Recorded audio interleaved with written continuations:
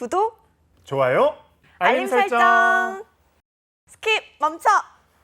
상반기보다 조금이나마 채용 인원이 증가를 했는데 이번 채용에 그런 만큼 많은 분들이 또 기대를 갖고 있을 것 같아요. 맞습니다. 한국전력공사에 대해서 일단은 좀 간략하게 알아봐야 되겠죠? 일단은 한국전력공사의 기본적인 사항은 총 자산이 203.1조고요. 그다음 매출액이 무려 58.6조입니다.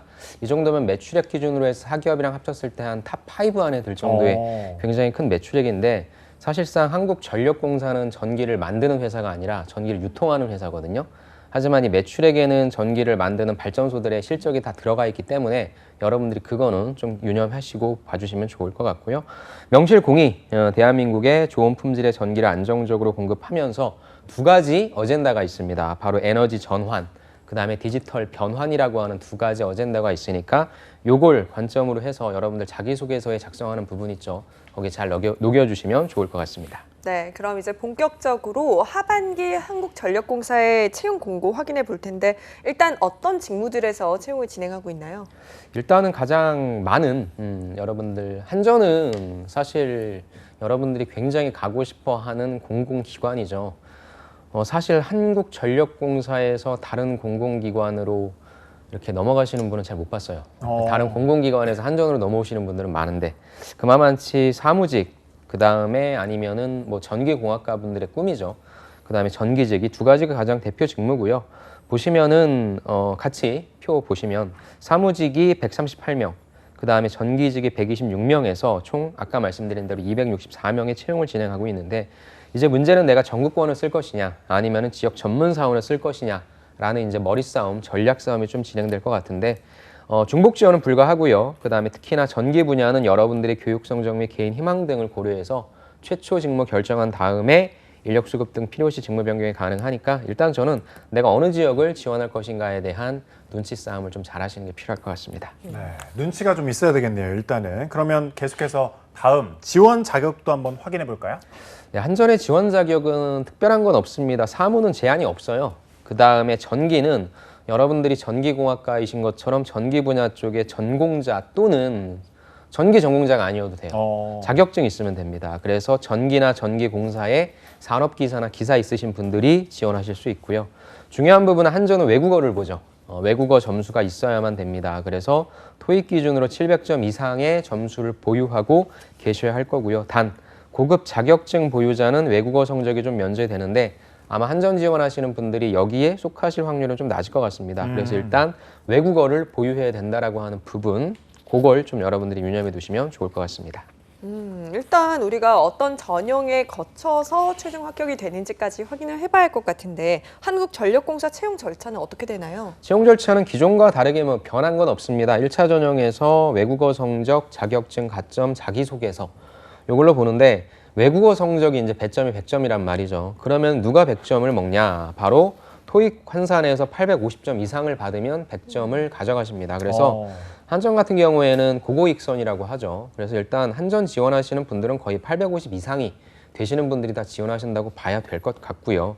그 다음에 자격증 가점이 두 개가 있단 말이죠. 사무가 20이고 기술이 40입니다. 그럼 사무에서 어떤 게 20이 되냐? 사무 자격증 좀 볼 수 있을까요? 사무 자격증을 같이 보시면 네 가지가 있습니다. 공통 자격증이죠. 한국사, 국어능력, IT 분야, 외국어 이렇게 네 가지가 있는데 한국사 여러분들이 공기업 준비하면 3급 이상 갖고 있을 거예요. 5점 없으면 마이너스 될 것 같고요. IT 분야의 정척이나 아니면 커말 1급도 가지고 계실 겁니다. 그럼 이것도 둘 중에 하나 있으면 되니까 IT도 5점은 갖고 가실 겁니다. 그럼 어디에서 관건이냐? 내가 외국어에서 토스 7등급 아니면 오피가 IH 이상을 받았냐? 아까 850 맞으면은 외국어 100점은 가져가는데 거기에 플러스 알파로 내가 외국어 쪽에 있어서의 5점, 가점을 또 가져갈 것이냐 라는 부분에 있어서 말하기 점수 제 생각에 토스 7보다는 오피가 IH가 쉽죠. 그러니까 오피가 IH를 따신 분들이 많을 거란 말이죠. 그러면 결국에는 내가 15점 가져간다 하면 나머지 5점을 어디에서 국어 능력 인증, KBS 한국어 능력 이건 두 분께서는 갖고 계시겠네요. 그죠? 네, 저 있어요. 무려 1급이 있습니다. 축하드립니다. 7년 전, 7년 전. 7년 전입니까? 7년 그것도 이거 갱신해야 되나요?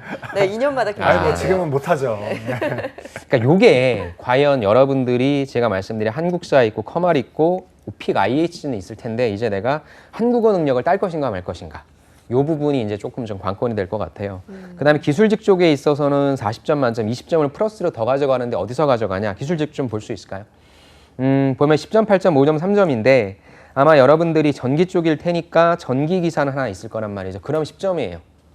그러면 또 이쪽을 전기를 지원하시는 분들이 전기만 있냐? 전기 가지고는 좀 떨어지는 분들이 많거든요. 그래서 전기 공사 기사도 좀 있으셔야 될 것 같습니다. 그래서 결국엔 서류 쪽에서 여러분들이 붙고 떨어지는 거는 내가 갖고 있는 자격 가점에서 어떤 걸 다 보유하고 있냐. 안전한 것은 아까도 얘기했지만 국어 능력, 한국어 갖고 계시고 그다음에 전기 쪽에 있어서의 전기와 전기 공사 기사 둘 다 갖고 계시면 좀 안전하다 할 수 있는데 그게 아니면 예전에는 괜찮았는데 지금은 점수 컷이 올라가고 있기 때문에 좀 조금 보수적으로 준비해야 되지 않을까 싶고요. 그 다음에 2차 전형 같은 경우에는 직무능력 검사. 한전은 다행히 NCS 직업기초능력 위주로만 봐요.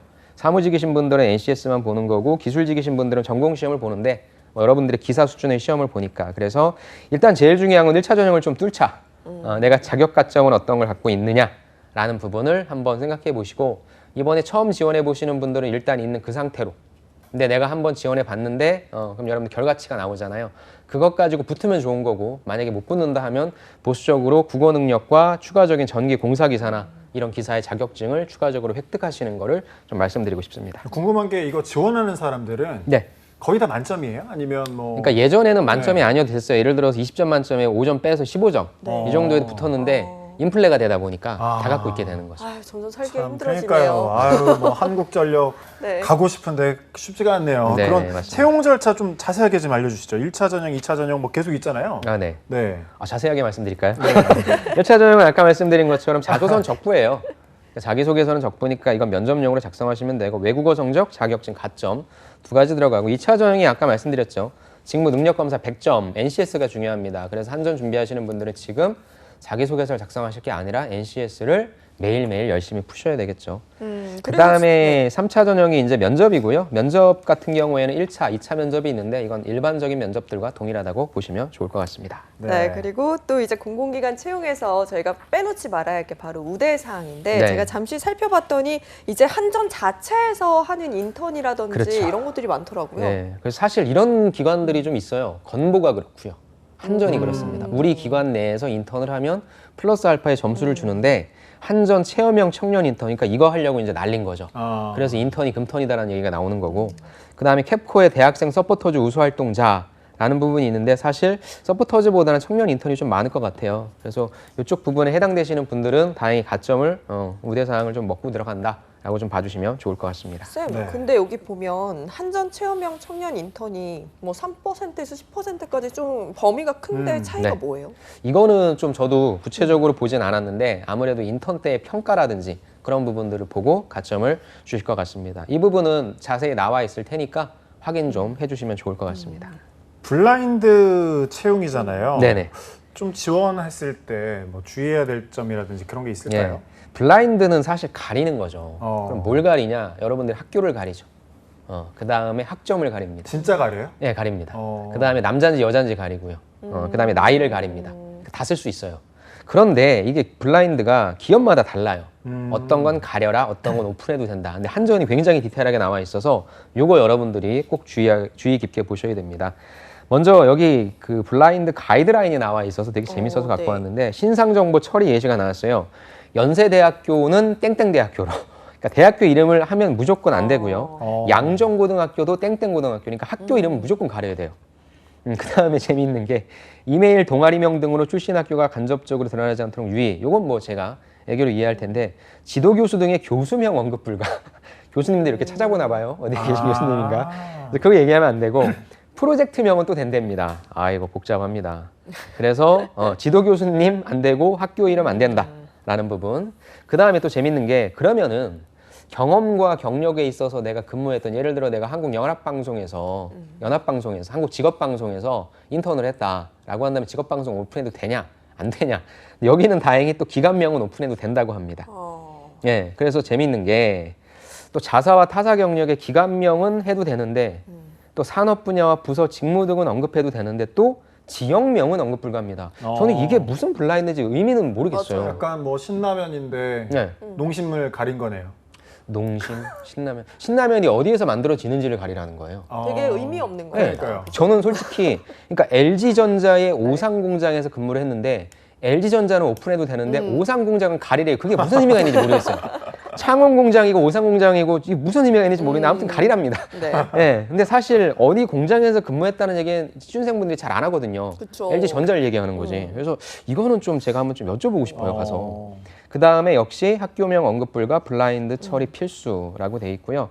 다시 한번 정리를 좀 해드리면 땡땡공사라고 하지 마시고 수자원 공사다. 땡땡전자라 하지 마시고 LG전자다라고 회사명은 언급 가능해 주시고 그 다음에 땡땡은행이라고 하지 마시고 신한은행이라고 해주시고 등등 회사명은 언급 가능하다. 하지만 한국대학교의 땡땡 프로그램 이수는 땡땡대학교의 땡땡 프로그램 이수로 바꿔주시고 한국전력공사 서울본부 강남지사 총무팀 인턴은 한국전력공사 땡땡지사의 총무팀 인턴으로. 아하. 야, 이거 굉장히 무슨 퀴즈 내야 될 것 같네요. 그죠? 아무튼 OX로. 그래서 이 부분만 여러분들이 조금 조심해 주시면 좋을 것 같습니다. 검토할 때도 힘들 것 같아요. 이게 그러니까요. 내가 막 맞아요. 맞게 썼는지 뭐 학교는 쓰지 말고 네. 지역도 쓰지 말고 그렇죠. 회사는 회사명은 쓰고. 쓰고. 네. 아, 그러니까 좋네요. 경력을 더 보겠다는 네, 거 아닐까요? 그러니까요. 그러네요. 학교랑 지역만 쓰지 마시면 됩니다, 네. 여러분. 나머지는 쓰셔도 됩니다. 네. 그렇다면 저희가 지금 채용 절차가 어떻게 이루어지고 또 우대사항이라든지 주의할 사항을 한번 알아봤는데 이번에는 자기소개서 항목도 한번 체크해 보도록 할게요. 어떻게 구성이 되어 있을까요? 한전 자기소개서는 사실 1번과 2번은 별로 바뀌지 않은 것 같고요. 3번이 이제 조금씩 바뀌는 것 같은데 아까도 말씀드렸지만 이거는 뭐 가볍게 여러분들이 뭐 어려운 항목이 아니니까 써주시면 좋을 것 같고 이게 이제 면접용으로 쓰일 확률이 높으니까 그 차원으로 좀 봐주시면 좋을 것 같습니다. 네. 같이 질문을 좀 보시면 첫 번째는 변하지 않는 한전의 질문이죠. 우린 4가지 인재상이 있는데 그중에 본인과 가장 부합하다고 생각되는 걸 또 2가지나 선택하라고 합니다. 그래서 그 이유와 본인의 가치관과 연계해서 교육사항이나 경험, 경력 등 사례를 들어 기술해라. 한마디로 얘기해서 여러분들의 인재상과 가치관이라고 하는 부분에 있어서의 경험 근거를 대라고 하는데 진짜 인재상과 가치관에 관련된 경험이라기보다는 직무 준비에 어떻게 했다라고 하는 내용을 얘기해 주는 게 좋겠죠. 2번 같은 경우에는 왜 지원했니? 그 다음에 앞으로 뭐 하고 싶니? 어떻게 노력하겠니? 그 다음에 또 여기다 또 플러스로 해놓은 게 한전의 이슈 한 가지에 대해서 본인의 견해와 해당 이슈에 대한 본인이 기여할 수 있는 사항을 구체적으로 기술해 주십시오라고 해서 지원 동기와 포부 자체를 한전의 이슈로 연결을 시켜서 작성해 주시는 뭐 가장 무난한 항목이라 할 수 있는데 글자 수가 많지가 않은데 이게 좀 아마 작성하기 힘드셨을 것 같고요.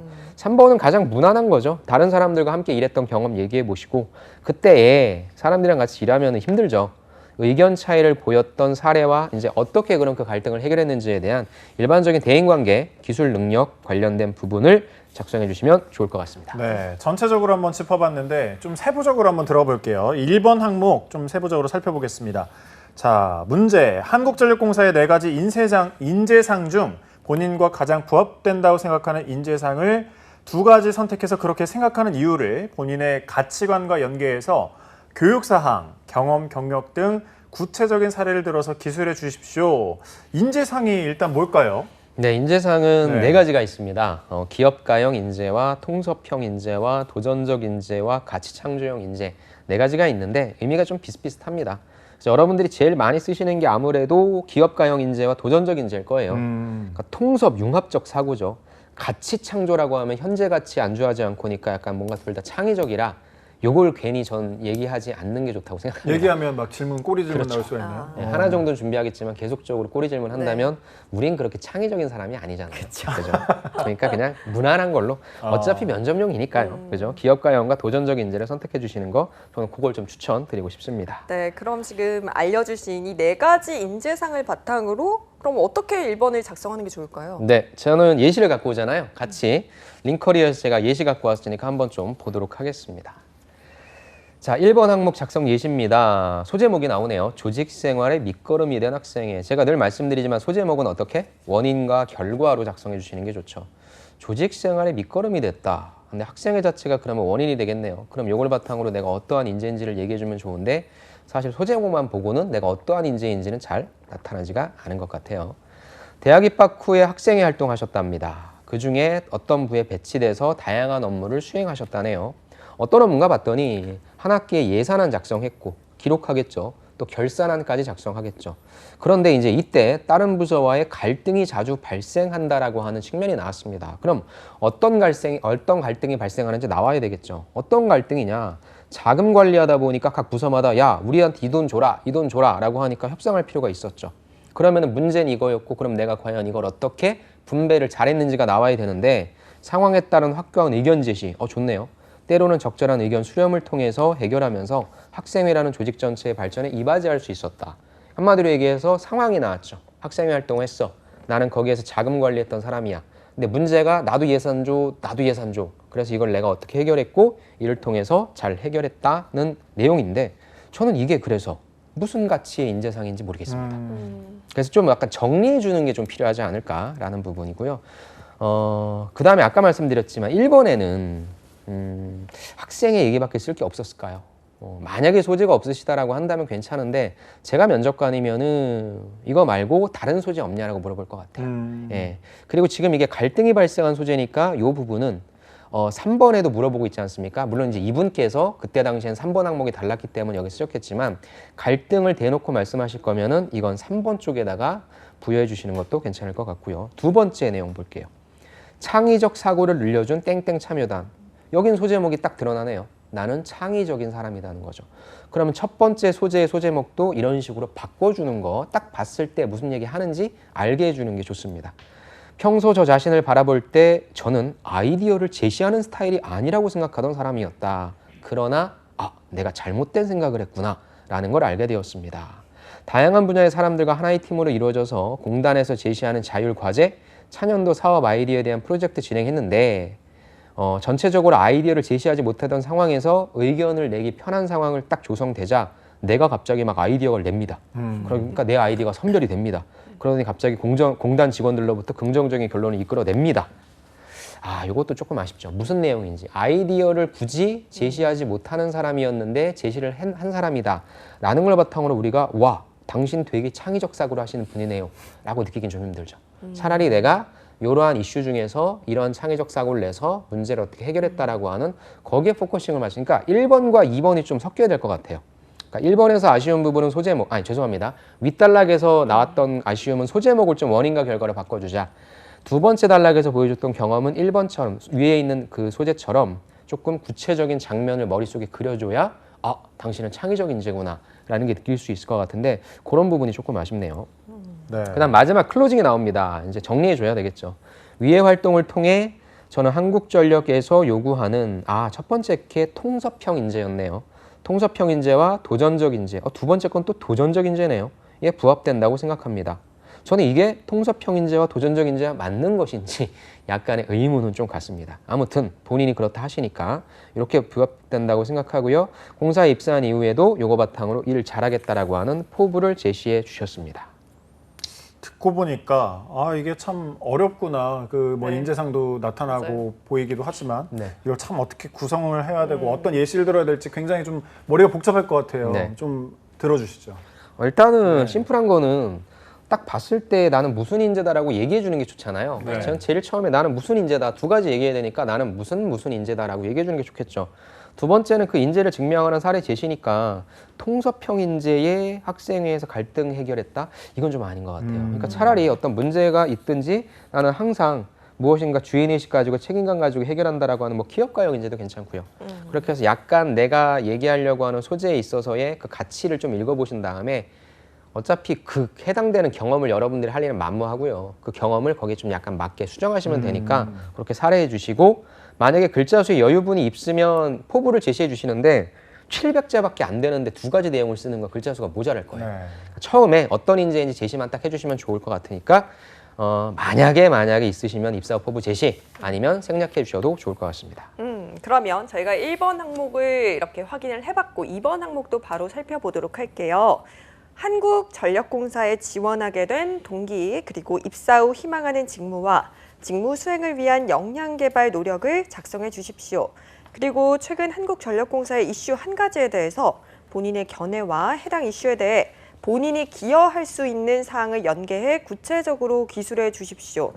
이거는 솔직히 다른 기업들에서 두 가지 항목으로 나누는 걸 하나로 맞습니다. 묶어둔 것 같아요. 네, 한국전력이 욕심이 많네요. 네, 700조 안에 너무나 많은 걸 요구하고 있는데 한번 적어봐야죠. 같이 예시를 또 보도록 하겠습니다.